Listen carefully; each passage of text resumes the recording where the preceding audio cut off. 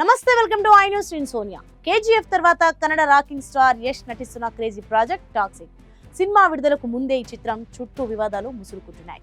తాజాగా ఈ సినిమాపై నేషనల్ క్రిస్టియన్ ఫెడరేషన్ తీవ్ర అభ్యంతరాలు వ్యక్తం చేసింది. మతపరమైన మనోభావాలను దెబ్బతీసేలా కొన్ని దృశ్యాలున్నాయంటూ ప్రభుత్వానికి ఫిలిం ఛాంబర్ కు ఫిర్యాదు చేసింది. అసలు యష్ సినిమాలో ఉన్న వివాదాస్పద అంశాలేంటి?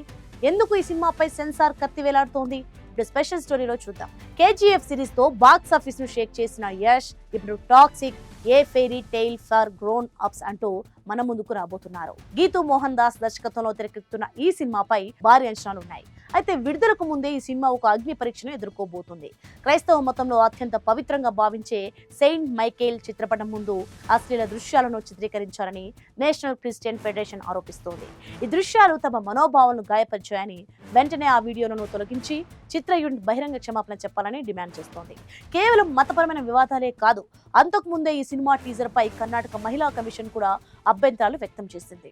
టీజర్ లో మహిళలను కించపరిచేలా అత్యంత ఘాటుగా ఉన్న శృంగార దృశ్యాలున్నాయంటూ ఫిర్యాదులు అందాయి.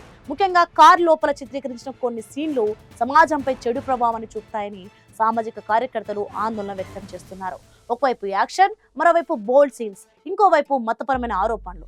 ఇలా టాక్సిక్ ఇప్పుడు వివాదాల సుడిగుండంలో చిక్కుకుంది. నయనతార, కియారా అద్వానీ, హుమా కురేషి వంటి భారీ తారాగణం ఉన్న ఈ సినిమాపై సెన్సార్ బోర్డు కూడా గట్టి నిఘా ఉంచే అవకాశం ఉంది. ఇప్పటికే అనేక ఆర్గనైజేషన్లు సెన్సార్ బోర్డుకు లేఖలు రాశాయి. అశ్లీలత, మతపరమైన విద్వేషాలకు తావు లేకుండా సినిమాను కట్ చేయాలని కోరుతున్నాయి. మరి ఈ వివాదాలపై హీరో యష్ గానీ, మేకర్స్ గానీ ఇంకా స్పందించలేదు.